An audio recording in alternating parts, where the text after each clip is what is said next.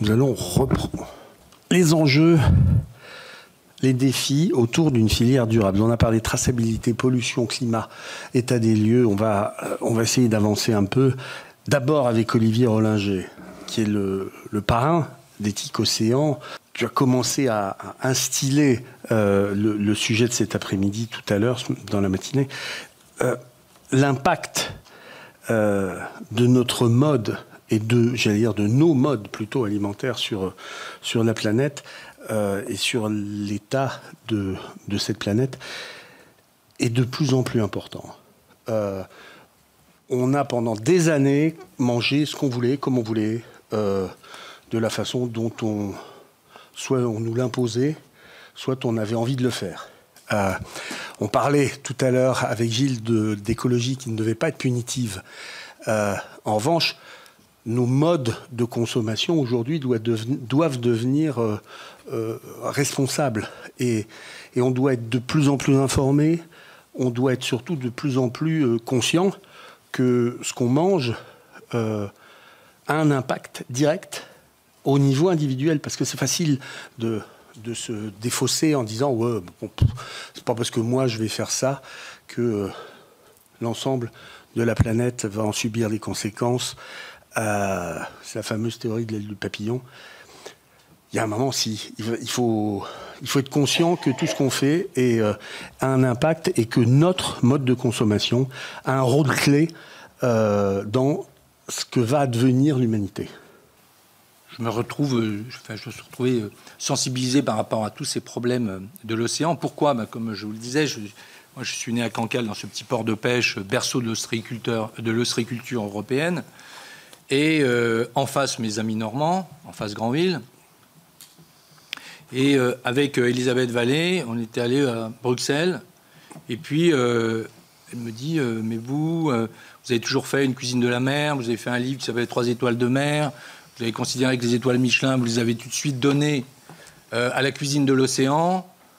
Vous devriez jouer un rôle. Maintenant, ça fait 15 ans que donc, je me retrouve à côté d'Elisabeth avec 3 bouts de ficelle et 3 francs 6 sous. On a tenu le coup. Mais à l'époque, je dois dire qu'il y avait quand même bien peu de personnes qui nous écoutaient. En disant... alors évidemment, il y avait un renouveau. Alors je parle des cuisiniers. Moi, je ne suis pas un scientifique, même si j'ai une formation d'ingénieur chimiste. Moi, je suis venu à la cuisine... par défaut, j'aurais tellement aimé écrire. Bon, mais voilà. Et cette approche de la mer, comment l'ai-je vécue ? J'ai tout de suite considéré que l'océan, c'était le 2e garde-manger de l'humanité. Et peut-être le 1er garde-manger au niveau des protéines. Et ce garde-manger, on connaît le potager, on connaît le champ, on connaît la forêt, on connaît... Mais l'océan, pour beaucoup de mes collègues, je voyais bien, c'était très loin. Et c'est pas vraiment ce que ça va. Ce garde-manger, moi, je ne vais pas vous parler de climat, parce que c'est pas mon domaine. Je ne vais pas vous parler du pH de l'océan qui évolue. Je ne vais pas vous parler de ces polluants, de ces perturbateurs endocriniens, de ces problèmes de plastique, parce que je ne connais pas suffisamment ce dossier. Par contre, en tant que cuisinier, là, je me présente comme une cuisinière ou un cuisinier, mais surtout pas le chef étoilé ou qui a pu représenter les 550 meilleurs chefs dans le monde pendant 15 ans à travers l'association Relais Château, mais plutôt la courroie entre les scientifiques, les pêcheurs et le fond de l'assiette dès que l'on a un produit qui vient de l'océan. Et là, il y a 15 ans, peu de gens y croyaient. Le bio, évidemment, commençait à rentrer. L'agroécologie, l'agroforesterie. Et tous les cuisiniers se sont occupés très vite de d'où vient ma volaille, d'où viennent mes œufs, quel est mon apiculteur, quel est le prénom de la personne qui cueille les petits pois. Enfin, on est allé très loin, on est allé même à faire son potager bio, sa permaculture, ces choses-là. Mais alors, l'océan, je peux vous dire que quand vous posez la question à bon nombre de chefs, que je préfère appeler cuisinières ou cuisiniers, Alors là c'est le grand flou, parce qu'il ne demande que deux choses. La fraîcheur, un produit de la mer en général, et le prix. Par contre, le lieu... alors, vous ne m'en verrez pas employer le mot stock, que je déteste. Comme dit mon ami Gilles, le stock, ça, c'est pour l'épicerie. Et je parle en connaissance de cause. Donc, ce sont des produits. Encore que le végétal n'est pas totalement un vrai produit. Enfin, c'est un produit lessiviel, presque. Vous voyez, ouais. Donc, parlons de population.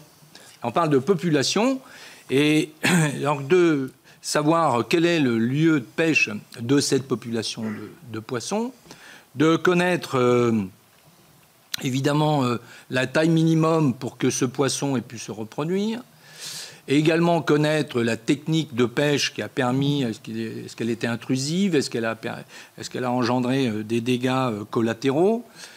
Tous ces sujets-là, c'était très très loin. Et on a mis en place ce concours qui porte mon nom, qui aujourd'hui on porte évidemment au niveau de l'Europe, mais au-delà, du Japon, demain de la Chine, qu'on a déjà aussi porté outre-Atlantique, où là on sensibilise tous les jeunes et je les salue parce qu'il y en a beaucoup qui sont là encore aujourd'hui, qui ont remporté les prix. Là, levez la main, tous les jeunes qui... levez la main, voilà. Ça, je peux vous dire que ce sont... Nous, on est là en train de parler...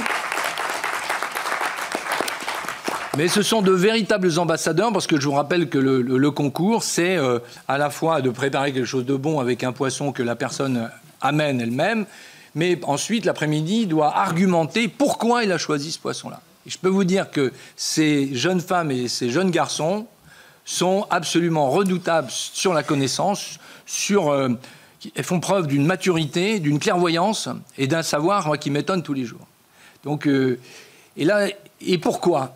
Parce que cette génération, et là je parle aux distributeurs, je parle aux industriels, je parle aux grands acteurs économiques, cette génération-là est pleinement, elle est née dans cette situation-là. Et elle veut, au quotidien, pouvoir faire en sorte que son activité professionnelle puisse donner du sens à sa vie, et pas simplement de faire bon, c'est-à-dire poète-poète sur les papilles. Alors maintenant, essayons de définir ce qu'est le bon de la mer.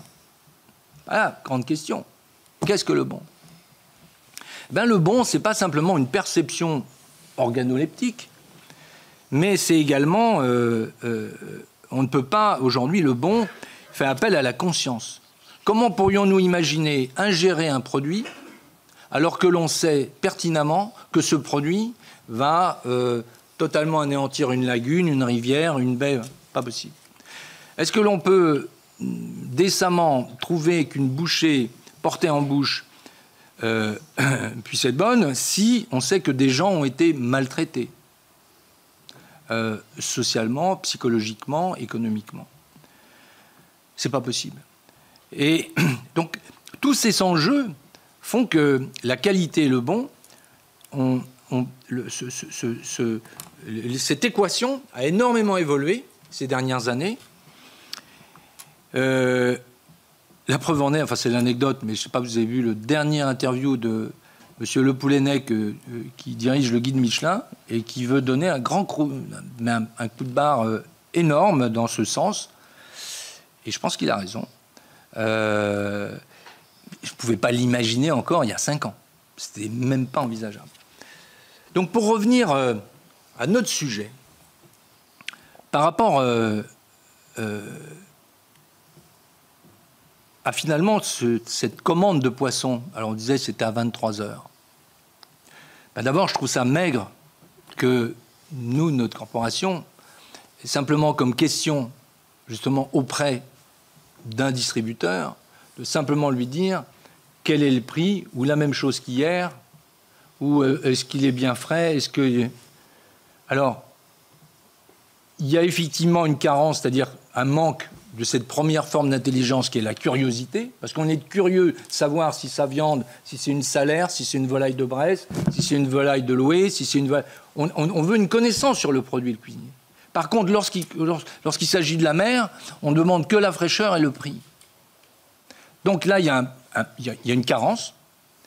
Mais aussi, vous, les distributeurs, vous devriez attirer, trouver même un argument encore plus fort de vente en sensibilisant vous-même en amont, en disant, voyez, vous voulez de l'aigle fin demain. J'ai 2 types d'aigle fin. J'en ai une, il y a une population qui est en danger, et puis l'autre qui ne l'est pas. Eh bien, vous pourriez tout à fait prévenir en disant je vous conseille de prendre cet aigle fin dans la population n'est pas en danger, parce que si vous me prenez l'autre qui est en danger, moi, vous le voulez, je vous le donne. Je veux vous le servir. Mais il va être plus cher, celui qui est en danger. C'est normal, il y en a moins. Et il ne faudrait surtout pas faire l'inverse.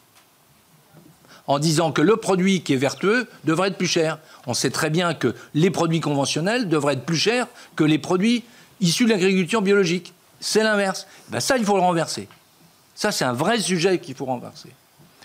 Et je pense que là, les fournisseurs, vous avez un rôle capital à jouer, les distributeurs. Alors, je dis, hein, c'est pas laisser... On a tous une part d'attention, mais on est tous là pour essayer de faire en sorte que ça se passe un petit peu mieux.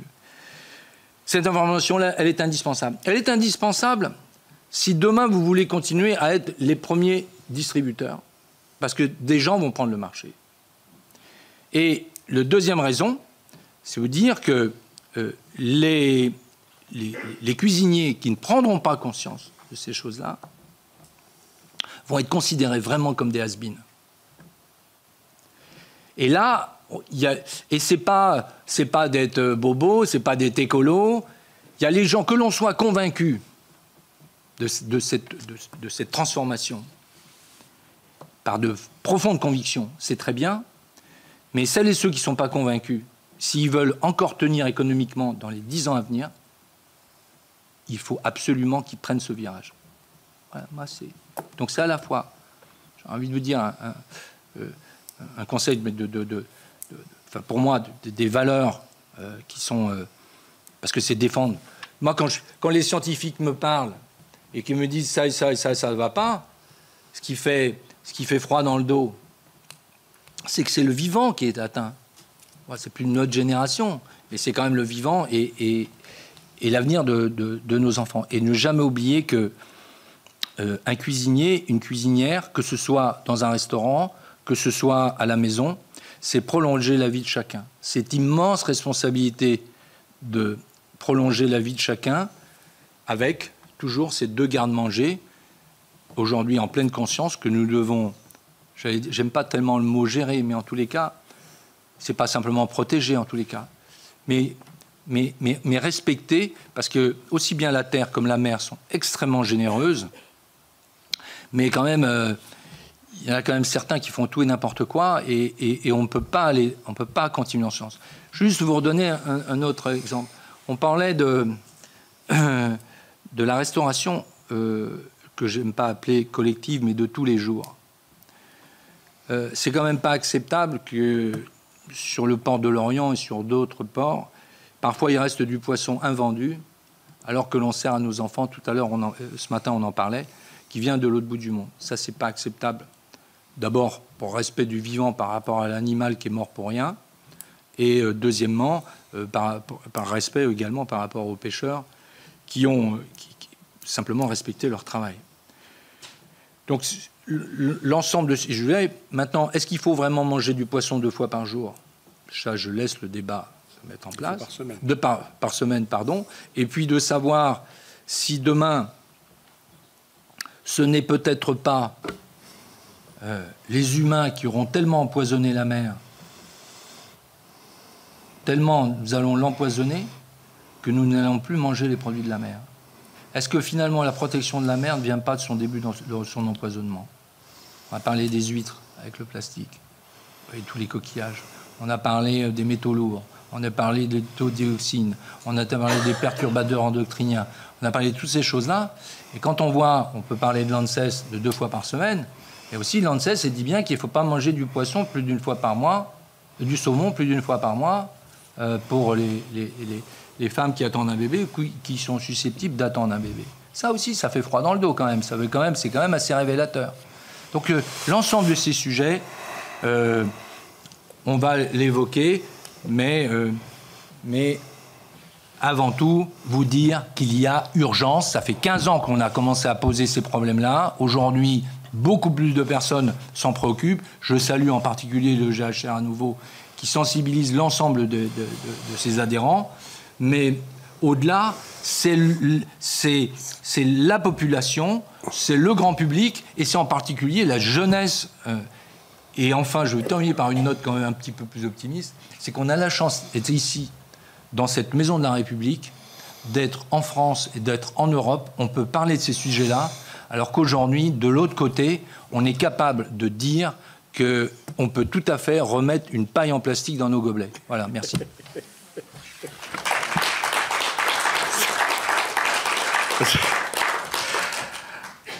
Alors, on va parler justement de cette restauration du quotidien. Gwenaëlle Beauceron, je vais vous avouer une chose, je vais vous raconter ma vie.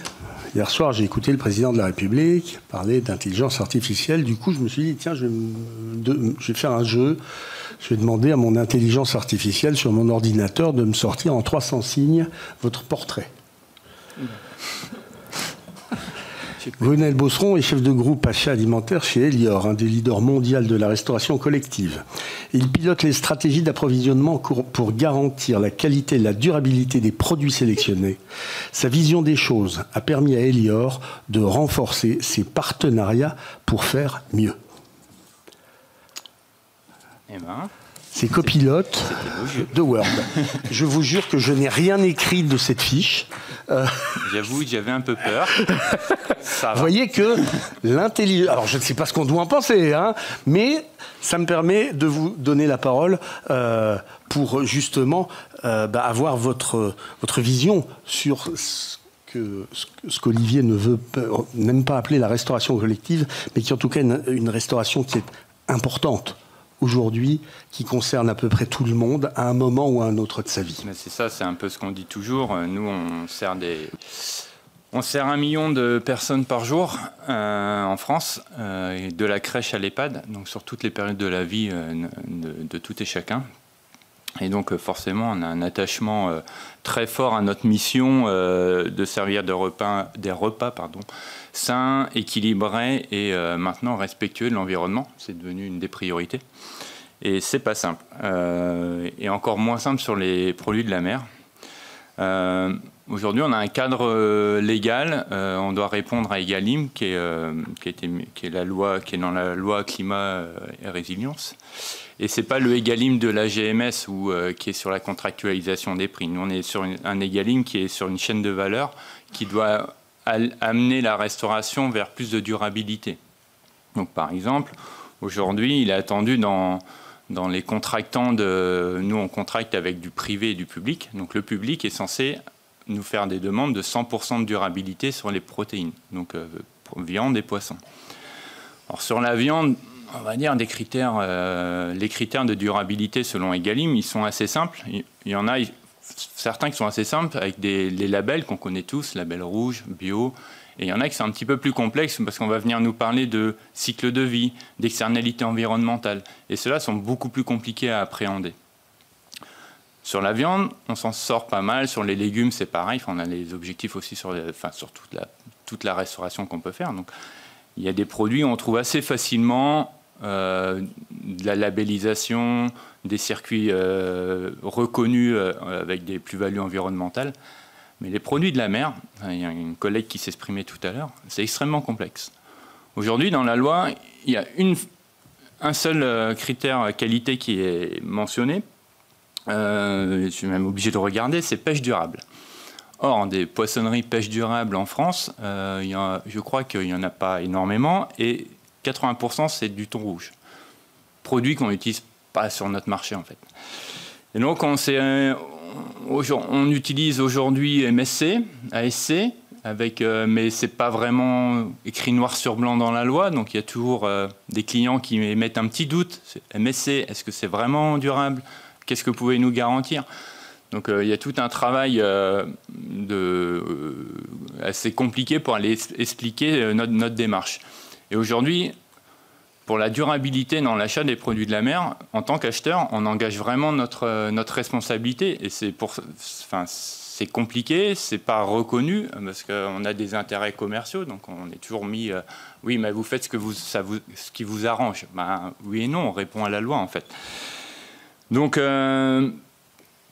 principale mission pour nous, remplir Egalim. On parlait tout à l'heure, oui, il n'est pas normal qu'il y ait des poissons qui restent à quai. Sauf que nous, quand on sert 1 million de repas, ben, on a des organisations qui sont très rodées, très huilées, et c'est pas toujours évident d'être dans le quotidien. Heureusement, on a quand même des actions, et pour répondre, on sait faire. On travaille avec les marailleurs qui sont présents dans la salle et qui sont capables de nous faire des offres du jour et que nos chefs s'approprient en local. C'est bien sûr que c'est pas moi qui vais décider. Je ne peux pas être dans chaque restaurant.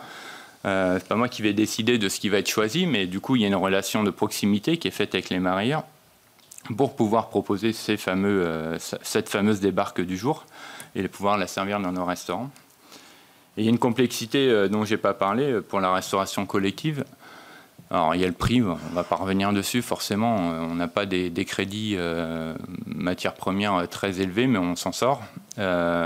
On a une problématique qui est plus dans la maîtrise opérationnelle du produit. C'est-à-dire que nous, vu les volumes qu'on traite, alors quand je dis 1 million de personnes par jour, ça, sur à peu près 3000 restaurants, ça fait une moyenne de 300 couverts.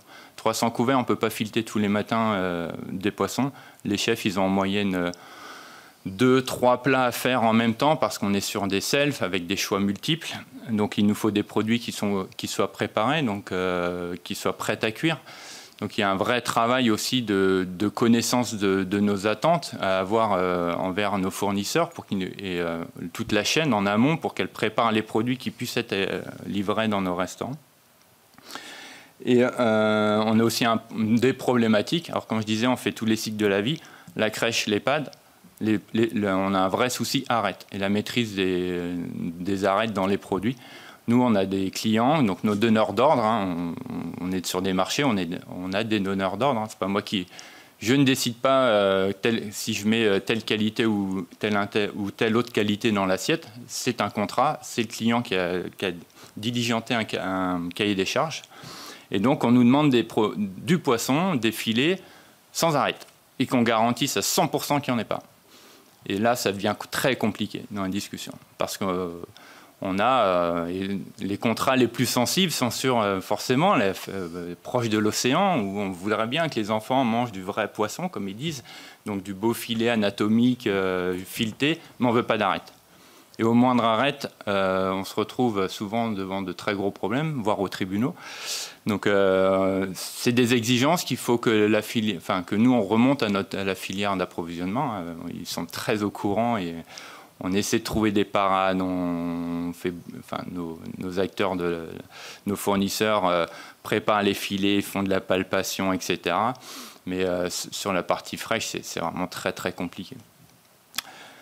Donc c'est complexe la restauration collective sur la produit de la mer, hein, mais complexe parce que la loi nous aide pas par la définition de qu'est-ce que ce matin on avait la question, c'est quoi un poisson durable? Ben, aujourd'hui, moi je suis pas très sûr.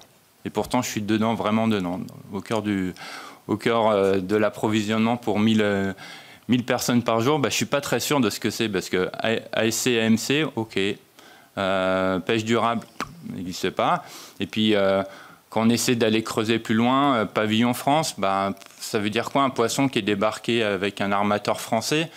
Ok, est-ce que c'est plus durable qu'autre chose? Donc on a plein de questions, on n'a pas beaucoup de réponses. Ça a été remonté au syndicat national de la restauration collective. On a un groupe de travail sur les approvisionnements qui, justement, c'est un des premiers sujets qui a été évoqué, qu'on a parlé. Mais on va parler de quoi sur ces rendez-vous? Ben, la pêche, comment on fait de la pêche Egalim? Ben, on ne sait pas. Aujourd'hui, c'est une des premières questions. Et, mais on va y arriver. Enfin, il y a des solutions. Moi, je vais juste relater ce qu'on a fait l'année dernière avec Éthique Océan, qui nous a bien appuyé sur le sujet, et l'OPN des pêcheurs normands. Justement, sur l'arrêt bouclé, on au cours d'un rendez-vous, on s'est dit, ça serait bien qu'on puisse mettre de la pêche française. Ah ben attends, je connais l'organisation des professionnels des pêcheurs normands. On va faire un rendez-vous, il y a de l'arrêt qui est disponible, bouclé, c'est compliqué chez nous parce qu'on ne sait pas trop si l'espèce elle est autorisée, pas autorisée dans nos spécifications qualité. Mais on avance, après on reçoit les premiers produits. Les produits, on ne peut rien faire, ce n'est pas les bons grammages, il y a encore de la peau, on ne sait pas cuisiner. Et on a tous travaillé ensemble pour à la fin pouvoir faire une mise au menu sur une semaine thématique, on passe 3 tonnes de produits.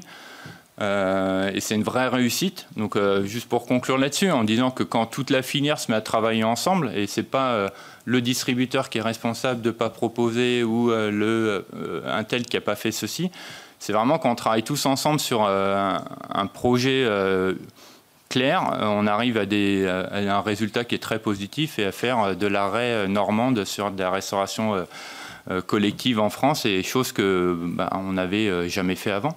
Et puis qu'on veut réitérer et qu'on va réitérer cette année. Pour avancer, je me retourne vers Gilles Miglière, parce que la démarche justement en matière de restauration collective que vous avez, vous, chez Asséna, est extrêmement intéressante. C'est la région Nouvelle-Aquitaine.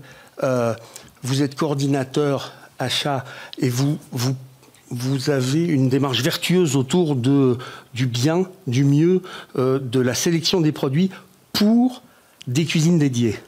Expliquez-nous un peu comment vous fonctionnez exactement. Alors je vous ai expliqué rapidement parce que c'est un peu compliqué, c'est pas du tout le même modèle qu'Elior. Voilà. Donc nous on est des fonctionnaires d'État, on est des gestionnaires de lycées et de collèges publics en fait. Certains d'entre nous ont des compétences particulières en marché public et donc ont monté des groupes, ce qu'on appelle des groupements d'achat ou groupements de commandes. Ces groupements d'achat, en fait, un certain nombre d'autres établissements peuvent adhérer chez nous. Ils adhèrent et quand ils adhèrent, on va travailler avec eux le cahier des charges. Alors bien évidemment, on est tenu par la réglementation nationale, on est soumis à la loi Egalim. On est aussi soumis aux desiderata des collectivités de rattachement, les départements pour les collèges et les régions pour les lycées. Donc évidemment, on est obligé de faire avec ça. Généralement, elles vont toutes vers les mêmes objectifs, plus de bio, plus de durable, etc. Et quand on détermine nos cahiers des charges, rien ne nous empêche d'essayer d'aller au-delà de ça. Et c'est ce qu'on a essayé de faire avec le soutien de la région Nouvelle-Aquitaine, c'est qu'on essaie d'aller au-delà, notamment en tout ce qui est partie qualité nutritionnelle. En fait, nous, on a dressé en tant que gestionnaire d'établissement, donc on a les élèves qui viennent tous les jours, on les voit tous les jours. Et depuis 30 ans, on a constaté une chose, c'est que on voit de plus en plus d'élèves qui arrivent, qui sont en situation d'obésité, qui présentent un cas de diabète chez adolescents, qui ont des problèmes d'allergie alimentaire. Et on a vu ces phénomènes-là exploser. On a de plus en plus de PAI, des projets d'accompagnement des élèves, spécifiques pour des gamins qui vont avoir des allergies alimentaires, des intolérances au gluten, des choses comme ça, qu'on est obligé de gérer à part. C'est de plus en plus compliqué. Et heureusement, alors nous on n'est pas des spécialistes de ça, mais on a eu la chance de rencontrer des gens comme Christophe Lavelle qui est ici, des épigénéticiens, et qui nous ont alertés sur le lien qu'il y avait entre l'alimentation et la santé. Et à partir de là, avec eux, à partir de leurs études, en croisant les données de l'ANSES, justement, en croisant les données d'autres organismes comme l'UFC Que Choisir qui avait élaboré ça aussi, et puis les données que nous faisaient remonter les épigénéticiens, on a décidé de construire un calculateur, en fait, un peu sur le type, vous voyez, du Nutri-Score, sauf que le Nutri-Score, c'est vraiment le taux de sel, le taux de sucre, enfin toutes ces choses-là. Et nous, on a rajouté aussi des pénalités sur tout ce qui est additif alimentaire et marqueur d'ultra-transformation. Donc on a un calculateur comme ça. Alors autant les industriels peuvent refuser le Nutri-Score, ils ne sont pas obligés de l'appliquer, sauf que nous, on a une chance, c'est qu'on détermine nous-mêmes nos cahiers des charges. Et dans nos cahiers des charges, on a dit, vous allez devoir remplir sur chaque fiche technique de vos produits, vous allez devoir saisir les caractéristiques de vos fiches techniques sur ce calculateur. Et donc, plus il y a d'additifs, plus il y a de marqueurs d'ultra-transformation, plus il y a de sel, de grammes, plus la note va être défavorable. Et en fait, dans le critère qualité du choix des produits, on va vraiment noter ça. Et celui qui aura le moins d'additifs, le moins de marqueurs d'ultra-transformation, eh ben, sera favorisé par rapport aux autres produits. Donc par là, nous, on s'adresse à nos distributeurs pour leur dire, voilà, nous, on veut des produits les plus simples possibles. Au côté de ça, on leur demande aussi le plus local possible, mais ça, c'est d'autres types de critères. Mais vraiment, sur ce côté sanitaire, on insiste là-dessus. Voilà. Pour vous donner une idée, nous, on est bien évidemment moins gros que Elior et tout ça, mais sur la Nouvelle-Aquitaine, vous voyez, on a quand même un potentiel d'à peu près 60 millions de repas annuels. Et en plus, on a développé ce modèle Asséna. En fait, on l'a développé sur d'autres régions, comme la région Grand Est aussi, où on a l'équivalent, en fait, où ils ont récupéré ce calculateur qu'on appelle Asséna. Et puis, on développe ça de plus en plus sur d'autres régions, région Centre, Pays de Val-de-Loire, etc., qui sont en train de nous demander ce calculateur-là aussi, y compris la région Bretagne aussi, qui est intéressée. Donc, plusieurs collectivités. Donc, c'est là-dessus, vraiment, qu'on a travaillé. La thématique du poisson, honnêtement, ce n'était pas là-dessus qu'on était le plus axé au départ. Voilà, les diapos vous rappellent un peu cette démarche. Mais le poisson, c'était pas la priorité, effectivement. Pendant très longtemps, c'est un peu ce que vous disiez sur Ringer, on est allé vers tout ce qui était frais, hein, la viande fraîche, la volaille fraîche, tout ça. Là, on a eu très bons résultats, etc. Et puis après, on est allé sur les conserves aussi, des choses comme ça. Le poisson, nous, dans la restauration collective, bien souvent, ça se limitait à quelques espèces. On retrouve les mêmes avec Elior, grosso modo. Et puis, c'était à 90% du surgelé. Voilà.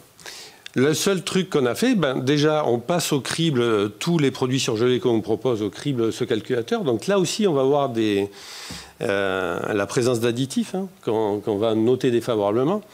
Et puis, on a aussi établi dans nos cahiers des charges certains critères. On a interdit, par exemple, la double congélation, qui permet de ce dont vous parliez ce matin, là, c'est-à-dire le poisson qui est pêché en Atlantique Nord, qui part en Chine se faire dépioter.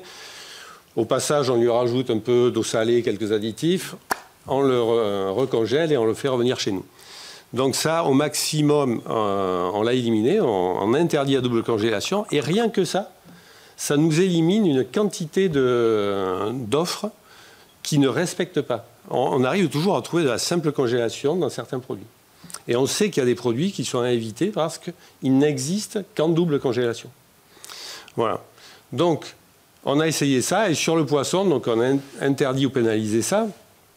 Après, dans nos cahiers des charges, suite à la rencontre qu'on a pu faire avec Éthique Océan et Elisabeth Vallée, on a aussi précisé dans nos cahiers des charges le nom de l'espèce, et surtout, on essaie de préciser le nom latin. Parce que là aussi, comme on l'a vu ce matin, on peut nous servir un peu tout et n'importe quoi. Quand on va demander une dorade, par exemple, on peut avoir de la grise, de la rose, de la royale, etc.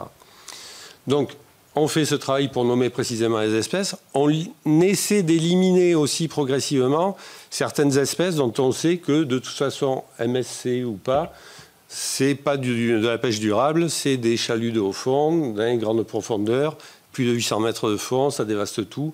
Voilà, c'est du hockey, ça vient de l'autre bout du monde. On va essayer de supprimer ça. Et du coup, si on supprime ça, le problème, c'est qu'il nous faut aussi d'autres espèces. Et donc là, tout le travail aussi à faire avec Éthique Océan et nos distributeurs pour savoir qu'est-ce qui pourrait nous amener comme autre espèce moins surpêchée, plus locale, qui soit adaptée à la collectivité aussi. Parce que, honnêtement, le poisson entier frais dans nos collectivités, on a ça de moins en moins. Ça reste vraiment, voilà, c'est, on va dire 5% peut-être des achats, pas plus. Et pourquoi ? Parce qu'on a là aussi un gros travail de pédagogie à faire, parce que la culture de manger du poisson, c'est vraiment perdu chez nos convives. Enfin, moi, j'ai assisté à des fois où on servait de la raie, dont on parlait tout à l'heure, Et les gamins, quand on pensait dans le self, disaient c'est pas bon, c'est pas bon. Mais pourquoi? Parce qu'ils n'avaient pas sorti le cartilage. Ils n'avaient pas compris qu'il fallait sortir la chair du dessus, écarter le cartilage. Donc ils vous découpaient ça comme un steak. Et les petites dorades portions, pareil. Ils n'avaient pas l'idée de sortir la peau et de sortir la chair, d'isoler les arêtes. Donc forcément, c'est pas terrible dans ces cas-là, quoi. Vous voyez? Donc voilà, les freins, au-delà pour nous, pour arriver à avoir vraiment une pêche durable, c'est au-delà du prix. Évidemment, nous, on est généralement au-delà de 14 € le kilo. Ça commence à tirer dans l'assiette. Nous, on a 2,40 € à consacrer. Voilà. Donc pour faire un repas complet. Justement, c'est important, ouais, ce facteur de prix. Il y a forcément une volonté politique derrière. Il y a un soutien des politiques. C'est une obligation. Il faut que ça suive. Il faut que ça suive, effectivement. Et on a eu des discussions régulières, justement, avec les collectivités pour qu'elles augmentent, elles, le prix payé par les familles, à un moment donné. Parce qu'on se retrouvait à avoir ces objectifs-là dans la période qu'on a connue, avec une inflation très forte des produits alimentaires et des recettes qui étaient toujours les mêmes, vu que le politique n'avait pas pris la décision d'augmenter les tarifs payés. Alors là, il y a une évolution très forte qui est marquée, en tout cas, nous, au niveau de la région Nouvelle-Aquitaine, et je crois que c'est suivi par d'autres collectivités, qui va augmenter le prix payé par les familles qui ont le plus de revenus. C'est une sorte de tarification solidaire qui est mise en place. Et à contrario, limiter ce prix payé par les familles qui ont le quotient familial le plus faible, quoi. Voilà. Mais l'idée, c'est quand même d'amener à avoir 3 € dans l'assiette au final. Et là, ça permettrait déjà d'améliorer les produits qu'on récupère. Voilà. Merci beaucoup. C'est toujours passionnant de voir vos problématiques, en tous les cas votre démarche et votre engagement sur ces sujets-là. Moi, je voulais juste revenir, mais en tant que cuisinier. En tant que cuisinier, vous connaissez tous la différence entre la liaison chaude et la liaison froide, bien évidemment. On parle de cuisine centrale. Il y a des gens parfois qui cuisinent pas beaucoup et qui font pas bien la différence.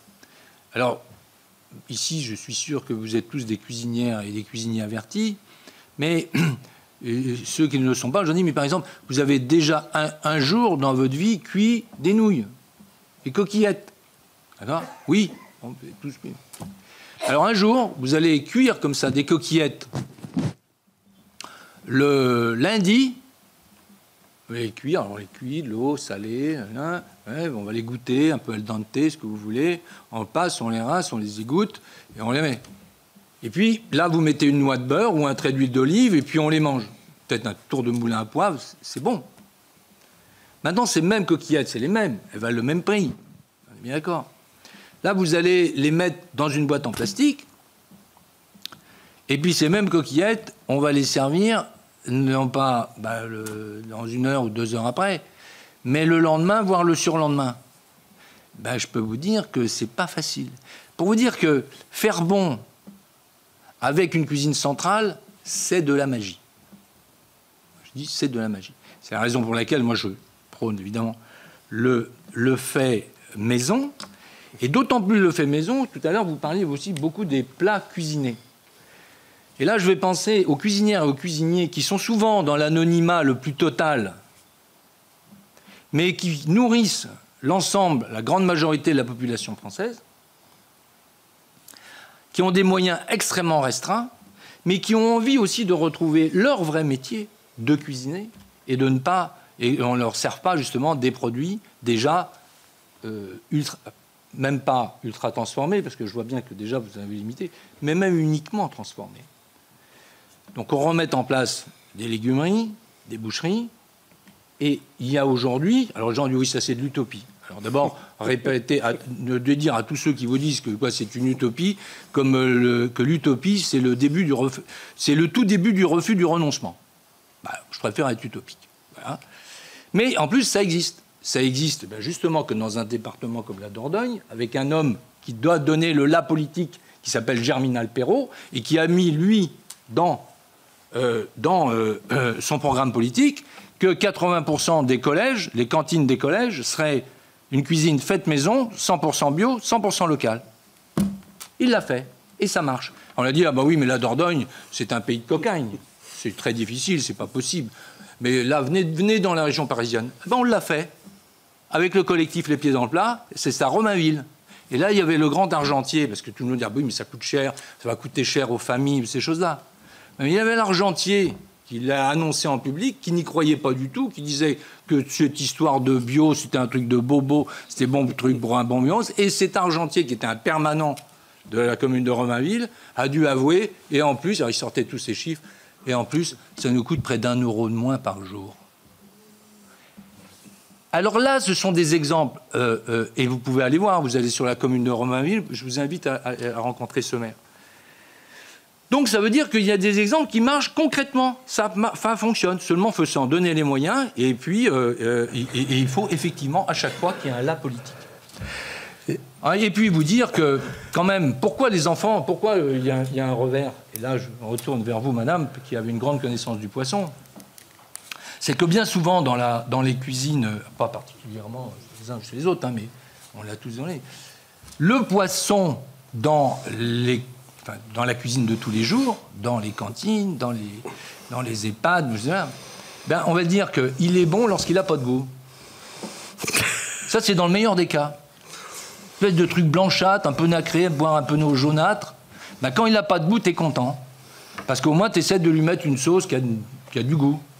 Mais la chair elle-même, ça n'a plus aucun intérêt. Alors vous imaginez, là, pas la nouille cuite 2 fois, mais le poisson cuit 2 fois, c'est un désastre. C'est pour ça, là, je vous parle en tant que cuisinier. Ça, c'est pas possible. Maintenant, on peut faire de la magie, mais sûrement vous allez nous donner la solution, vous, madame. Alors, tu vois, Olivier, je vais rebondir sur ce que tu dis. C'est pour ça que, personnellement, je me promène toujours avec un poivrier. Et dans ce poivrier, il y a du poivre Olivier Rollinger. C'est important. On va, juste avant de vous donner la parole, Lali, je voudrais revenir à la Sénat, parce que Romainville, Germinal, en Dordogne, moi je connais bien le problème de la Charente, où en Charente on a beaucoup travaillé autour d'Angoulême sur ces cuisines dédiées, sur l'approvisionnement de ces cuisines d'établissements scolaires et d'EHPAD. Il y a vraiment, c'est une volonté politique, et c'est le travail que vous faites également au niveau de toute la région et que vous essaimez un peu partout, et c'est absolument remarquable, et on doit vous rendre hommage pour ça. Oui, ben, en fait, nous, on n'a pas beaucoup de cuisine centrale dans nos adhérents, en fait. Hein. On est beaucoup en régie directe, c'est des choix politiques qui ont été faits dans les différents départements de Nouvelle-Aquitaine, hein, pas que la Dordogne. Mais voilà, et la structure de ces groupements fait que les gestionnaires travaillent directement avec les cuisiniers, les chefs cuisiniers toujours. Donc on leurs contraintes, on leurs exigences aussi, et on doit transiger derrière. Mais effectivement, il y a des choix politiques derrière. Quand on veut faire du frais, effectivement, il faut des légumeries, il faut des boucheries, ça c'est de moins en moins le cas, mais au moins des légumeries qui avaient effectivement disparu dans la construction de cuisines dans les années 90, il n'y en avait plus. Aujourd'hui, c'est fini. On refait des légumeries et vraiment, en tout cas, Nouvelle-Aquitaine, je pense que dans le Grand Est, c'est la même chose. On recrée des légumeries pour arriver à travailler des produits frais. Ça, c'est important. Mais voilà, après, c'est une prise de conscience collective aussi.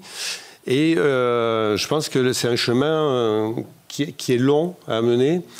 Sur la région de Nouvelle-Aquitaine, on n'est pas au 100% bio et local parce qu'on estime que actuellement, on a 10% des terres agricoles qui sont en bio.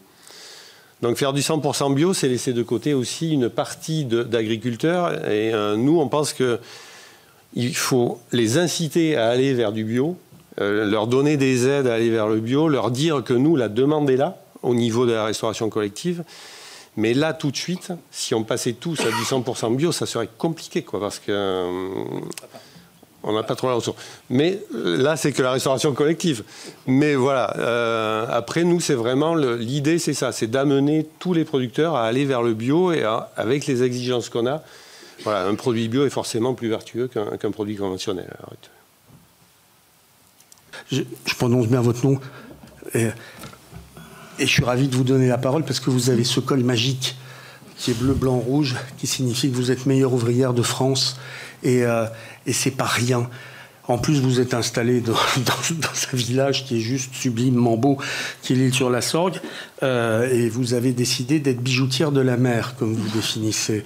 Donc, on peut dire que vous faites une sélection sans concession sur les produits, tels que vous le définissez vous-même, et vous avez décidé de travailler le meilleur de la pêche française. Alors, c'est presque le grand écart, hein, mais ça veut dire quoi? C'est quoi votre philosophie de l'alimentation et de la pêche? Pour comprendre un petit peu tout ça, il faut aussi juste recontextualiser et comprendre mon parcours. En fait, donc moi j'ai fait des études de droit, j'ai travaillé 10 ans dans le secteur des assurances et à l'âge de 30 ans, j'ai décidé de me reconvertir et de devenir poissonnière, donc métier en voie de disparition, au même titre que la ressource. Et pourquoi j'ai fait ce choix-là? Parce que je suis passionnée vraiment de cette ressource-là, de ce produit-là, du poisson, de tout ce qui sort de la mer. Et donc évidemment, quand on se lance comme ça, en pleine conscience, à l'âge de 30 ans, qu'on plaque tout pour ouvrir sa boutique, on a un idéal, on a un rêve, et on a envie de le faire devenir réalité. Et donc moi, mon rêve, c'était d'une part déjà de réimplanter ce commerce-là, donc dans cette ville, l'île sur la Sorgue, dans le Vaucluse, une ville de 20 000 habitants qui n'avait pas de poissonnerie depuis 15 ans, je crois. Ancienne ville de pêcheurs quand même, de pêcheurs d'eau douce, mais ancienne ville voilà, marquée aussi par ce produit-là. D'ouvrir ce commerce-là au cœur de ville, dans le cœur historique, ça c'était mon rêve, de pouvoir faire exercer ce métier avec toute la passion que j'avais envie d'y mettre. Et donc forcément de vendre les produits que j'avais envie de valoriser et qui avaient du sens pour moi. Ce métier il a du sens si on valorise la ressource telle qu'on a. On est à 2 heures de la Méditerranée, on est quand même pas très loin du reste aussi. Et donc voilà, moi ma philosophie c'était de dire je veux vendre du poisson mais aussi raconter une histoire. Aujourd'hui, il y a des poissons que je reçois le matin où je peux dire ben voilà, ce poisson-là, c'est ce pêcheur-là qui l'a pêché, c'est Loïc au Guilvinec. Je suis partie avec lui sur son bateau, c'est un tout petit bateau qui fait moins de 8 mètres. Il est caseilleur et puis il pose aussi des filets et puis raconter cette histoire-là et expliquer ce que c'est et pourquoi ce poisson et pas celui-là et pourquoi la moitié de l'année. Ben, je dis non quand on me demande des coquilles Saint-Jacques. Et voilà. Et donc voilà, c'est comme ça que je vois la question de voilà la durabilité, de qu'est-ce que la pêche durable, etc. C'est vrai que la définition elle est difficile à donner parfois, que parfois c'est plein de dualité. On parlait tout à l'heure du thon rouge par exemple, ben moi je rends du thon rouge de ligne de Méditerranée. Je sais dire aussi ben voilà, qui l'a pêché, à quel endroit, parce que je source ces produits-là. Et à la fois ben, des clients me disent ben, c'est super, vous avez du thon rouge et tout, mais on sait que le thon rouge ben, c'est chargé de métaux lourds. Est-ce que vraiment c'est bon pour la santé? Et voilà. Et donc voilà, il n'y a pas de réponse franche et précise à toutes ces problématiques-là. Néanmoins, on a Ethicocéan qui est là pour ça aussi. Moi, je les remercie vraiment parce que depuis 2018, en fait, le guide des espèces, c'est ma Bible. Et c'est une Bible qui est actualisée régulièrement et qui est sur des faits scientifiques. Donc, on sait dire vers quelle zone on va se tourner si on veut tel ou tel poisson, si on abandonne aussi certaines espèces à certains moments. Ou, voilà. Et ça, c'est une véritable ressource pour moi, en tout cas, voilà, la poissonnière que je suis au quotidien. Et par rapport à tout ce que j'ai entendu, il y avait beaucoup de choses qui faisaient écho sur le plaisir de manger, sur la peur des arêtes, sur le prix du poisson. Voilà, moi je suis sur une échelle qui est micro, même macro, je crois. Mais bon, je me dis, même si j'emporte 10 personnes avec moi, ce sera toujours mieux que rien. J'aurais fait ma part du business, du job. Voilà, on est là, nous les poissonniers, pour faire preuve de pédagogie, amener de la pédagogie et ramener le consommateur à des choses qui sont en fait du bon sens, quoi. Quand on me dit mais moi je veux pas un poisson entier parce que j'aime pas les arêtes et parce que alors on fait un filet, ok monsieur, vous voulez garder les arêtes? Non, vous pouvez les jeter. Vous me dites que le poisson il est cher et vous me dites de jeter les arêtes, mais non, mais avec vos arêtes vous allez faire un repas supplémentaire. La tête, on jette la tête, mais non, on jette pas la tête, vous allez faire encore un repas supplémentaire parce que vous allez l'ouvrir en deux, vous allez le mettre dans votre plaque, vous allez faire cuire ça avec des pommes de terre et en fait avec un poisson voilà que vous avez l'impression d'avoir payé cher, mais finalement quand vous faites le ratio et que vous faites 6 repas avec, finalement voilà, on est.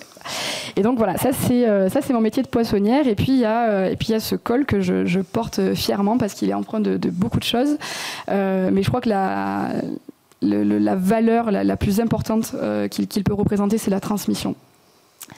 Et voilà, donc aujourd'hui, j'entends beaucoup de choses, j'entends parler d'énormément de choses. Et en fait, voilà, la transmission, je pense que c'est l'essence même et c'est ce qu'on doit retenir et c'est ce qu'on doit faire, c'est transmettre aux plus jeunes. Moi, j'ai une petite fille qui a 4 ans, ben voilà, je l'éduque et je regrette, franchement, je regrette qu'il n'y ait pas, au même titre que les maths, le français, l'histoire géo, ben, la cuisine dans son programme scolaire. Parce qu'en fait, je pense que ça part de là et vraiment j'ai la chance depuis que j'ai le col de pouvoir intervenir dans des écoles et de me rendre compte en fait de l'impact qu'on peut avoir et de ce qui peut en ressortir après derrière ça à tous les niveaux, de la maternelle jusqu'aux écoles d'hôtellerie. Mais voilà, c'est la transmission, c'est fondamental, vraiment. Vous avez 1000 fois raison. Ouais. On va parler de silure maintenant. Quelle idée vous avez eue, Augustin Aulagnier, de proposer du silure dans une recette, dans un concours que vous avez gagné? Parce que s'il y a un poisson, justement, auquel on ne pense pas immédiatement, hein, comme ça, à cuisiner, à mettre sur des assiettes, qui, pour le coup, je crois, n'a pas beaucoup d'arêtes. C'est bien le silure. C'est comment on arrive à ce cheminement? Racontez-nous. Donnez-nous votre... Ne me dites pas que vous étiez ingénieur nucléaire, que vous avez fait des études dans le nucléaire et que vous êtes devenu... Non, déjà, je voudrais remercier Elisabeth de m'avoir invité à ce colloque. Parce que j'étais déjà là c'était en novembre 2023. Oui. Et je trouve qu'on est vachement mieux assis cette année qu'il y a 15 mois. Je ne sais pas s'ils ont changé les fauteuils, mais en tout cas... Changé de salle, surtout. Voilà, on sent qu'il y a eu un investissement et que l'argent public est bien dépensé. Bien mieux qu'à l'agence bio, a priori. Ça, c'est pour démarrer. Alors, pourquoi le silure? Moi, je suis aussi l'issue d'une reconversion professionnelle. Je travaillais chez Les Méchants, je travaillais dans la grande distribution alimentaire. Et au bout de 10 ans, je me suis demandé si je voulais faire ça toute ma vie. Donc j'avais déjà la réponse dans la question. Je suis allé faire une formation de cuisine dans le Harvard de la cuisine française. Et puis, en me baladant et j'avais un projet en tête qui était d'ouvrir à Orléans, parce que c'était la ville dans laquelle j'habitais à l'époque, le restaurant que je ne trouvais pas. Donc, en cuisinant simplement des produits locaux et bio, donc en garantissant en fait un sourcing local, bio et du fait maison. C'était dans les années 2010. Moi, je suis fils de boucher. Mon père, je l'ai vu fermer sa boucherie à cause de la vache folle. Dans les années 2010, il y avait les lasagnes au cheval. Donc tout ça, en fait, a fait cheminer un peu chez moi un raisonnement qui est qu'est-ce qu'on mange? Et en tant que cuisinier, qu'est-ce qu'on donne à manger aux gens qu'on a en face de nous? Donc le cheminement, il s'est fait comme ça. Je suis tombé un jour dans la bibliothèque de Ferrandi sur un livre d'Alain Chimpel qui s'appelle La cuisine, c'est bien plus que des recettes. Donc voilà, tout ça, c'était... Je me dis, bah oui, en fait, on peut cuisiner, je ne vais pas dire autrement, mais on peut recuisiner, réapprendre et travailler des produits locaux. Donc j'ai ouvert mon établissement en 2014 et à ma carte, j'avais le silure parce que, donc je disais, je viens d'Orléans. Je ne suis pas particulièrement fier d'être de cette ville, mais voilà, c'est là d'où je viens. Donc je voulais parler du territoire dans lequel j'étais. Et je ne pouvais pas parler de la même manière qu'on ne peut pas parler de la mer sans parler de la terre. On en a parlé un peu tout à l'heure. Je ne me voyais pas parler de poissons sur la carte de mon restaurant sans évoquer des poissons de Loire, et donc le silure. Et pourquoi le silure? Parce que c'est une ressource abondante. Parce qu'en effet, il est assez facile à travailler et qu'il a une chair et une texture assez comparable à la lotte, pour ceux comme certains cuisiniers aiment à le dire. Et surtout qu'il exerce une pression sur la biodiversité qui est énorme.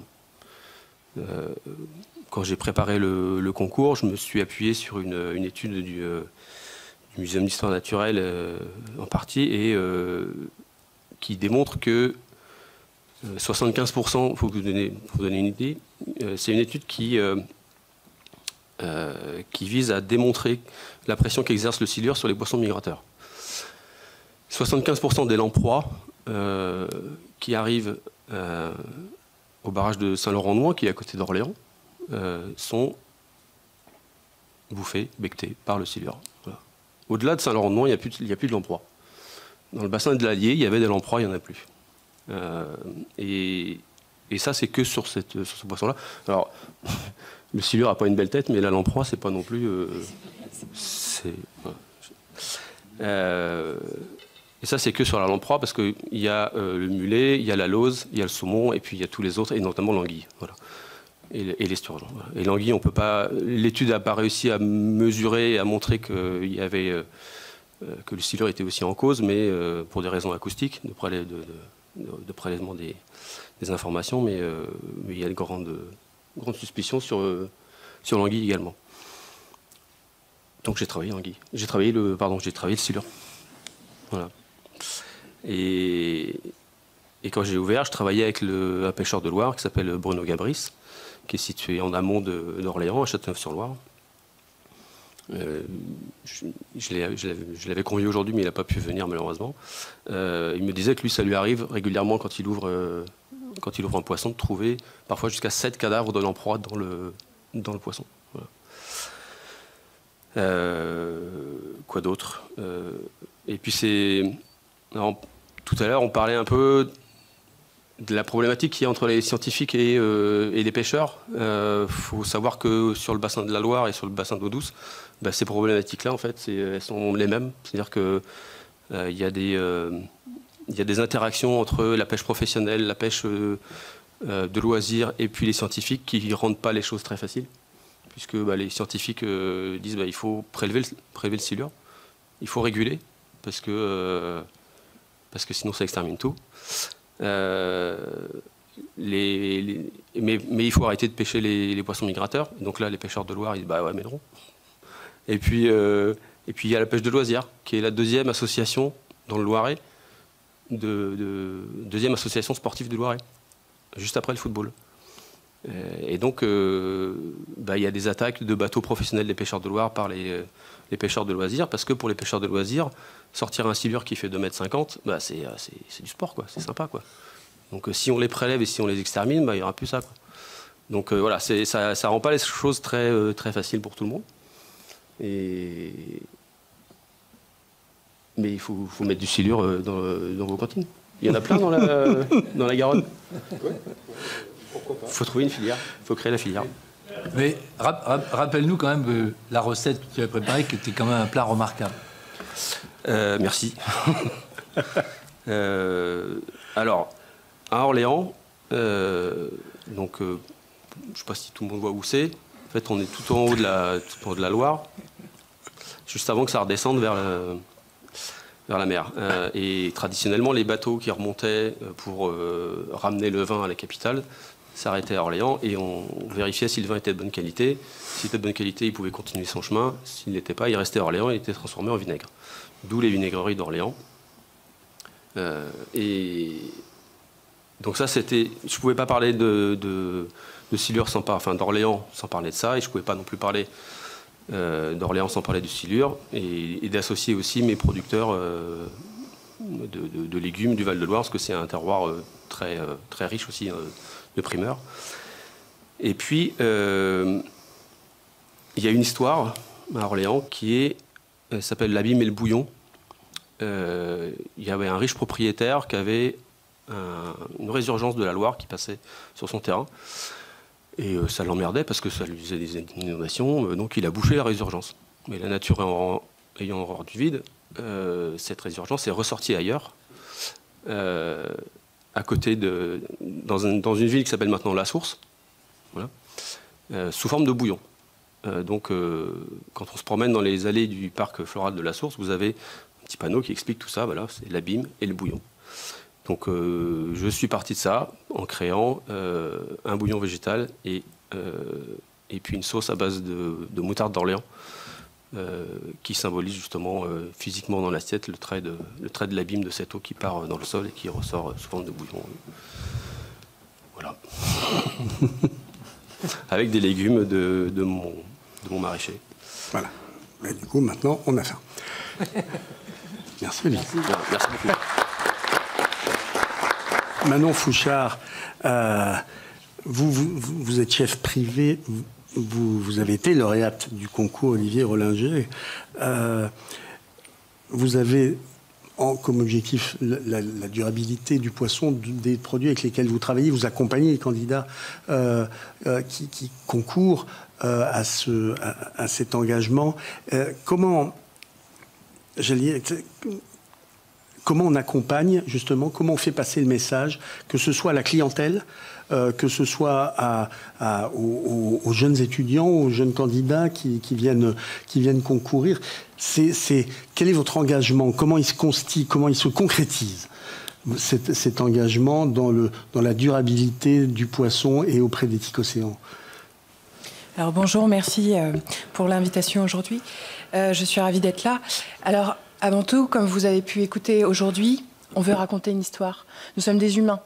Donc nous avons beaucoup de choses à raconter. Nous avons beaucoup de choses à faire passer. Quand Eulalie Russe nous parlait, je pense que nous avons tous eu la bouche bée d'entendre son histoire. Et voilà, et merci pour votre histoire. Qui donne envie d'aller davantage voir les espèces que vous avez à l'Île-sur-la-Sorgue. Merci pour ça. Comment on arrive à faire passer ces messages-là? Eh bien, d'abord, on dédramatise auprès de notre clientèle, on dédramatise auprès des jeunes, aussi au sein des lycées hôteliers, des participants du concours, on dédramatise les espèces, on dédramatise comment on cuisine aussi ces espèces-là. Il y a mille et une façons de faire les choses. Alors, on essaye. Parfois, il y a des ratés. Parfois, il y a des choses qui fonctionnent bien. Et effectivement, il faut oser. Le travail de cuisinier, c'est d'oser. Si nous n'osons pas aujourd'hui s'informer, si nous n'osons pas aller voir ce qui se passe ailleurs, si nous n'osons pas cuisiner et aller sur d'autres espèces que celles qu'on connaît déjà, effectivement, nous ne pourrons pas faire avancer les choses. Et nous, cuisiniers, nous sommes effectivement le passeur d'histoire entre ce monde vraiment très très silencieux qui est l'océan et toutes ses ressources à l'intérieur, les pêcheurs, les scientifiques et par la suite les consommateurs finaux. Alors les consommateurs finaux, effectivement, il faut réussir à les embarquer sur des espèces dont ils n'entendent pas parler, dont ils n'ont pas l'occasion de goûter la chair, etc. Et dont ils n'ont pas conscience non plus que parfois le prix est moindre sur des espèces moins connues et plus durables, plus disponibles, je dirais même, que des espèces dont on parle tous les jours et au final où le prix est bien plus coûteux. Donc voilà, donc c'est aussi réinstaurer cette transparence, réinstaurer de l'histoire, peut-être aussi remettre à plat ce qu'est la durabilité avec donc les consommateurs finaux, peut-être arrêter d'être un petit peu dans l'entre-soi aussi, c'est un gros mot peut-être, mais c'est aussi inclure les consommateurs finaux dans ces décisions de consommation. Et voilà, et donc de leur parler aussi de l'aquaculture, leur dire que ce n'est pas un gros mot. Moi j'ai à cœur de par exemple fonctionner avec Sylvain Huchette, France Halieutis, qui est à Plouguerneau, qui fait un travail formidable sur les ormeaux. Quand je le sers à mes clients sautent de leur chaise en me disant « mais l'ormeau est tout petit face à ce que je connais de ce que je mangeais il y a quelques années, voilà, de l'ormeau sauvage ». Et en fait, vous revenez à l'essentiel. Déjà, vous leur parlez de la coquille de l'ormeau. Vous leur parlez de ce qu'ils consomment. Pourquoi un ormeau a telle couleur ou telle couleur sur sa coquille? Parce que, eh bien, en fonction de l'algue qu'il consomme, eh bien, sa coquille sera de telle couleur. Ou des années qu'il a aussi. Voilà, des trous, de l'apparition des trous, etc. sur la coquille. Enfin, tout ça. Et ensuite, vous leur parlez de la chair et vous faites, en tant que cuisinier, un petit peu de magie, si je puis dire. Mais la magie d'un cuisinier, ce n'est que 40% du travail.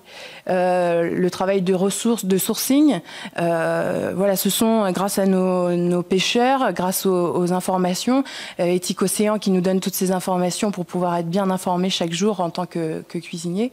Voilà, c'est ça la vraie part de décision, je pense, en tant que cuisinier, c'est de savoir bien s'informer, de raconter de belles histoires, mais pas des contes de fées. Voilà.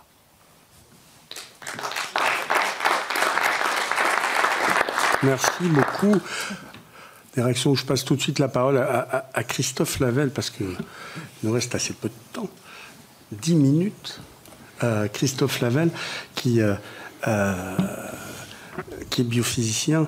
Vous travaillez au Muséum d'histoire naturelle et vous êtes chercheur sur la régulation de l'expression génétique. Vous travaillez également beaucoup sur la formation dans les cuisines et dans tout ce que les chefs cuisiniers peuvent investir, gamberger, réfléchir à l'avenir. C'est quoi le niveau de prise de conscience que vous essayez de donner à ces cuisiniers qui viennent suivre votre enseignement? Alors c'est vraiment ça, c'est une prise de conscience. Déjà, il y a une bonne nouvelle, parce qu'on essaye d'être un peu dans les bonnes nouvelles aujourd'hui. Ça fait une quinzaine d'années que je forme donc tous les profs de cuisine. Je vois une vraie évolution dans les demandes, dans le questionnement, dans le niveau de culture. Bien sûr, avec des écarts, mais en moyenne, il y a clairement un progrès dans le questionnement que se posent tous ces futurs professionnels, surtout en tant que formateurs, sur justement le sourcing, le produit, l'impact sur la santé, comprendre les mécanismes de la cuisine, qu'est-ce que c'est qu'une cuisson, une fermentation, quelle influence sur le goût, comment je peux mettre moins de sel, etc. C'est des choses qu'on a aujourd'hui, c'est des questions qu'on a en permanence, et pas seulement chez les profs que je forme, mais même chez les élèves, chez qui j'interviens des fois directement, où j'ai des questions, enfin il y a un niveau de curiosité qui est quand même assez rassurant finalement, par rapport à cette jeunesse qui se forme, et qui montre une vraie curiosité sur, alors évidemment, encore une fois, pas tout le monde, mais on a statistiquement à chaque fois, quand j'interviens, même que ce soit en CAP, en général, je ne peux pas m'extirper du cours, ils sont après moi en disant mais ceci et cela, et les questions, ça fuse dans tous les sens. Donc ça, c'est plutôt pas mal, c'est-à-dire qu'il y a vraiment une remise en cause et en question. Et pour rebondir par rapport à remise en cause, remise en question, il y a juste une petite remarque, parce que depuis le début de la journée, j'entends parler du guide des espèces comme étant une Bible. Alors justement, non, c'est tout sauf une Bible, parce que par définition, le guide des espèces est réactualisé régulièrement, ce qui n'est pas du tout le cas de la Bible. Donc je pense que c'est important de garder ça en tête, qu'on a justement un outil qui est extrêmement mis à jour et qui est prêt à se remettre en cause lui-même, parce que le guide des espèces se remet en cause tous les ans. Et on a le droit de le remettre en cause aussi, même une fois qu'il est paru. Donc c'est quand même intéressant pour ça. Et dire qu'effectivement, donc cette curiosité, cette remise en cause, elles sont vraiment consubstantielles au travail bien sûr de chercheurs, mais aussi du cuisinier finalement. Et on a aussi beaucoup parlé de l'histoire qu'on veut raconter. Alors, travaillant au muséum, l'histoire, ça me parle un peu. Préhistoire encore plus finalement. Ce qui est intéressant, c'est de replacer tout ça dans un cadre presque évolutif, c'est-à-dire que finalement on parle tous là du poisson, des coquillages, des mollusques et tout ça. C'est pour l'anecdote, le poisson aujourd'hui, c'est grâce au poisson que l'on a la trace la plus ancienne prouvée d'une maîtrise de cuisson et d'une maîtrise de fermentation, qui sont les deux actions. D'après Lévi-Strauss, si on prend la classification et son triangle culinaire, les deux manières de transformer un aliment, on peut le manger cru, bien sûr, mais dans ces cas-là, il n'y a pas de transformation ou une découpe, c'est assez grossier, mais sinon, si on veut vraiment le transformer biochimiquement, on le cuit ou on le fermente. Et à l'heure actuelle, la cuisson remonte à 780 000 ans grâce à des résidus de dents de carpe qui ont été retrouvés et on a pu prouver qu'elles avaient été chauffées, donc cuites. Donc voilà, merci les carpes. Et la fermentation, c'est 12 000 ans en Suède, où pareil, dans une fosse, on a retrouvé des restes d'os de carpe attaqués par l'acide, donc sans doute une lactofermentation pour faire un garum ou quelque chose comme ça, une sauce de poisson.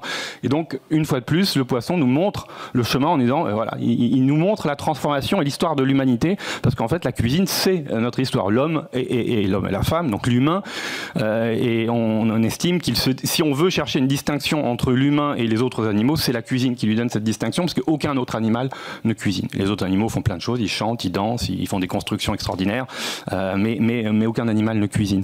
Donc c'est quand même pas mal de remettre cette cuisine au cœur du débat et de se dire finalement c'est à travers elle qu'on s'est formé, qu'on s'est forgé, et aujourd'hui, et on en a aussi parlé, l'avantage d'intervenir le dernier, c'est que je peux rebondir sur plein de choses qui ont été dites, c'est cette notion d'aventure.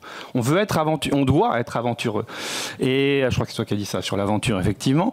Et le fait est que le chef doit être aventureux, et bien sûr, il va se confronter à l'écueil du client qui n'est pas forcément aventureux.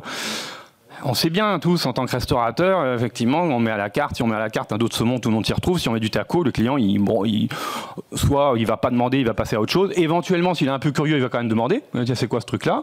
Et là, le serveur va lui expliquer. Et là, le gars, il va dire, bon, je vais prendre la bavette finalement. Et voilà. Et donc, il y a un travail à faire. Il y a un travail à faire d'éducation. On a parlé aussi de l'éducation au goût dès le plus jeune âge, la cuisine comme savoir-faire fondamental qu'on devrait remettre au sein des écoles. Et j'ai travaillé longtemps, et Olivier aussi, au sein de l'école commerciale styles, enfin, pour les conseiller, pour les accompagner, etc. Parce qu'on sait qu'il y a un enjeu énorme par rapport à ça, mais c'est sûr que le client doit être curieux. Maintenant, le restaurateur au sens large, en restauration collective comme en restauration dite commerciale, bien sûr a un rôle à jouer en essayant justement, à travers son approvisionnement, à travers le discours qu'il va pouvoir amener, de pouvoir proposer des produits qui vont correspondre à la ressource. Et je termine par effectivement ce clin d'œil sur le silure pour rebondir sur ce que disait Augustin, c'est qu'effectivement suite, parce que j'ai aussi la chance d'être souvent dans le jury du concours Olivier Rollinger, donc on mange des bons poissons et des bonnes recettes, et en sortant de ce concours, moi j'organise aussi un concours qui s'appelle Saveurs Durables. Enfin, je participe à l'organisation. J'organise rien, moi juste je suis là, je mange et je donne mon avis, quoi. Et c'est le travail du chercheur, c'est important. Quand vous rentrerez au CNRS, sachez qu'on peut bien manger en rentrant au CNRS, mais pas à la cantine du CNRS. On a donc, par rapport à ça, en sortant, on me dit, on va prendre quoi comme sujet du prochain concours Saveurs Durables? Alors, avant, on avait fait le végétal, par contre. Le végétal, effectivement, là, on avait eu 150 candidatures, tous les lycées hôteliers. Enfin, le végétal, nous, on veut s'y mettre, c'est bien, etc. Bon, cette année, j'ai dit, oui, le végétal, c'est un peu consensuel. On est tous conscients qu'il faut manger beaucoup plus végétal. Tiens, allez, on va mettre le silure comme épreuve, comme ingrédient obligé, parce qu'à chaque fois, on met 2 ingrédients obligés, un animal et un végétal. Bon. Donc, le végétal, on a mis le cresson, parce que c'est le concours, il est au mois de mars, donc c'est bien, c'est une salade d'hiver, tout va bien. Et puis, on a mis le silure. Et c'est un vrai piège que j'aurais tendu aux organisateurs. Moi, je leur dis le truc, et puis maintenant, il faut débrouiller. Et effectivement, ce qui s'est passé, c'est qu'on n'avait pas de candidature. Ou même pire que ça. Pire que ça, en fait. On avait des lycées qui appelaient, nous, on aimerait participer, mais c'est quoi ce truc? Enfin, le silure, je sais pas. On a fait Google silure, on a vu ce que c'était, on a dit, mais qui mange ça? On n'a jamais fait ça, on ne sait pas faire, on ne sait pas s'approvisionner, etc. Alors j'aurais dû appeler Augustin. Et alors on a fini quand même, effectivement, à force de faire un peu de communication, de les accompagner, de dire, on peut vous trouver un pêcheur qui va vous en fournir, et puis éventuellement il va vous envoyer des pavés sous vide, alors c'est pas la bête entière, mais au moins si ça vous permet de passer le pas, c'est déjà une première étape, et après vous faites la tête de silure, si vous voulez. Et quand même, voilà, on a fini par avoir des candidatures, donc le concours c'est le 18 mars, je suis assez curieux, parce qu'on sait que ça va être assez intéressant, parce que tous les candidats qui se présentent n'auront jamais cuisiné, enfin ils vont s'entraîner un peu avant, mais clairement ils auront fait cette étape assez courageuse d'aller quelque part où souvent les formateurs n'aiment pas trop aller, c'est faire quelque chose qu'ils n'ont jamais fait. Parce que mine de rien, c'est un concours. Et quand on se présente à un concours, on aime bien être sûr de soi. Et là, c'est un vrai. Donc déjà, je félicite par avance ceux qui vont se présenter à ce concours parce qu'on sait qu'ils vont prendre des risques. Et en cuisine, c'est quand même la prise de risque. Je pense que c'est quand même quelque chose d'inévitable et en plus d'extrêmement gratifiant et assez excitant. Donc prenons des risques.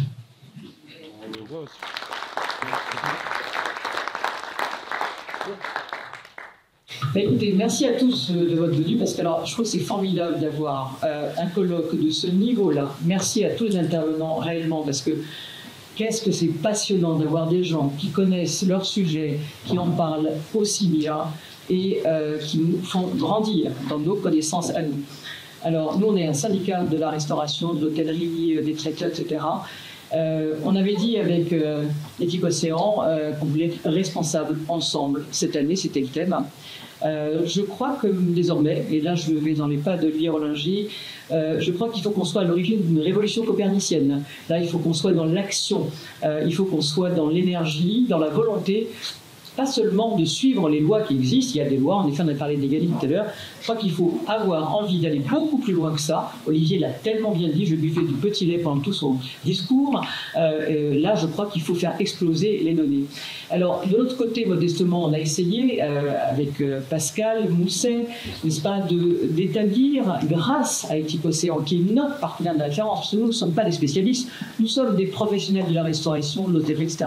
Donc, on a besoin à tout prix d'Elisabeth Vallet, d'Éthique Océan, comme référence absolue. Et c'est ce guide, qui n'est pas une Bible, n'est-ce pas, qui est tellement bien fait et qui change tout le temps, c'est extraordinaire, parce qu'on a aussi une application, on n'a pas que le guide papier qui est révolu au bout de 24 heures, non, on a l'application. Donc on a cette chance extraordinaire-là, d'avoir ces critères-là. Je sais qu'on a parlé beaucoup de durabilité, qu'on a échangé sur qu'est-ce que la durabilité. En tout cas, Éthique Océan nous donne une définition de la durabilité quand même, de faire attention aux populations des espèces, c'est ça le plus important. On tente en ce moment de mettre au point des accords avec certains gros acteurs, nous en tant que syndicat de la restauration, des accords tripartites. Là, je regarde dans cette direction, il y a quelques acteurs qui sont par là. Moi, j'appelle de mes vœux. Je fais un rêve, je fais mon petit Martin Luther King, je fais un rêve, je forme un vœu pour qu'on arrive On n'a pas réussi là cette année. On a bossé, hein. On a bossé pendant 1 an. Elisabeth le sait très bien, c'était des parties prenantes. On a travaillé pendant 1 an à essayer de créer donc cet élément, appelons-le un pavé de propositions pour les professionnels d'espèces durables. Voilà, c'est ce qu'on essaie de faire. On essaie de travailler, on a besoin de travailler avec nos fournisseurs pour ça. On a besoin que vous nous fassiez des propositions construites à partir de la référence que constitue le guide éthique océan. Voilà, donc j'appelle de mes voeux qu'on arrive au cours de l'année à venir à creuser davantage le sujet encore, à s'accrocher et à arriver à conclure à quelque chose. Voilà, on a vu ici des très très belles expériences sublimes, incroyables. Je ne connaissais pas, moi je vous félicite parce que entre les pieds dans le plat, ce qui s'est passé chez vous, dans votre région, je trouve que c'est absolument extraordinaire. On a l'impression là que les choses bougent, vraiment. Soyons optimistes, mais soyons réalistes en même temps. Voilà, donc nous, notre modeste part, ce sera d'essayer de travailler avec vous. Je voudrais aussi attirer l'attention, je ne sais pas s'il est encore là, sur l'élevage de qualité. Bastien Riera des parties peut-être, s'il est là, il peut se lever. C'est important parce que, alors il se trouve que c'est une forme de compatriote, parce que je suis marié en Corse depuis très longtemps, mais je connais bien son exploitation parce qu'elle est vertueuse, elle est de qualité. C'est assez rare pour le souligner. Mathias associé à l'élevage de qualité, mais c'est aussi une des voies. D'ailleurs, c'est un des mots prononcés par Olivier Rollinger lors de son concours il y a 2 ans, moi, que j'ai retenu et que j'ai répété à qui voulait l'entendre, à savoir que pour la première fois, j'entendais un immense cuisinier nous dire, eh bien, il va falloir aussi s'intéresser à l'élevage. Ça va être très important, l'élevage de qualité, bien entendu. Il faut faire le distinguo, hein, parce que malheureusement, le monde est envahi par différentes choses. Voilà, donc en gros, un mot d'espoir, mais espoir raisonné. Voilà, merci à tous. Merci à tous.